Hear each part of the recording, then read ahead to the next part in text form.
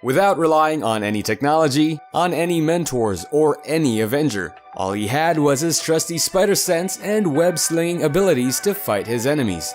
Welcome to another episode of Film on Point, and this is a quick run-through analysis of the Spider-Man trilogy. This is the original Spider-Man trilogy we grew up watching as kids. What was first thought of as a superhero movie impossible to film was brought to life by Sam Raimi. Released during the start of a new millennium, the Spider-Man trilogy can be thought of as the father of modern superhero movies. It has the perfect blend of tragic origin story, relatable villains, and a damsel in distress. The Spider-Man trilogy is a friendly, well-written, and well-directed series of films that might not be faithful to the source material because they gave Peter web that shoots directly from his body, but it's the most remarkable version of the web slinger on the big screen. Every yin has its own yang, and the Spider-Man trilogy is filled with the web slinger's greatest adversaries. From the pages of Amazing Fantasy came the Green Goblin and Dr. Octopus. The Spider-Man trilogy offers some of cinema's most relatable and engaging villains. They're not just physical matches to Spider-Man, but they question what Peter stands for. And it makes him ask himself, is everyone worth risking his life for? As broken and engaging the Green Goblin and Dr. Octopus were, Sam Raimi failed to deliver a great antagonist for the third film. Bringing Venom, the Sandman, and another Goblin just made everything so convoluted.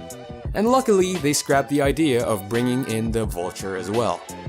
The Spider-Man trilogy gave us the thrill of being a superhero. After fighting Dr. Octopus, Spider-Man must save all the passengers in a rushing train. Spider-Man shoots his web at multiple buildings and pulls with all his might to decrease the train's momentum. In the end, he had to reveal his identity in the process of stopping the train. It's one of modern cinema's most iconic sequences. What made Sam Raimi's Spider-Man trilogy an icon in the filmmaking industry is the humanity of Peter Parker. It depicted how even superhumans experience real-life problems, such as Peter's relationship with Mary Jane, monetary and academic problems, his duties to Aunt May, and carrying the burden of Spider-Man on top of all that.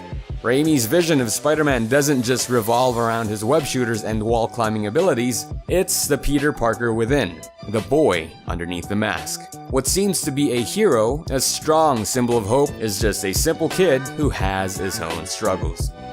One aspect that truly made Peter Parker Spider-Man came from his greatest failure, Uncle Ben's death. One event that didn't just shape Peter's life, but defined who he would become. With great power comes great responsibility. Hey, thanks for watching. If you liked the video, please click the like and subscribe buttons for more updates and videos. I'm Captain Mike, and this is Film on Point.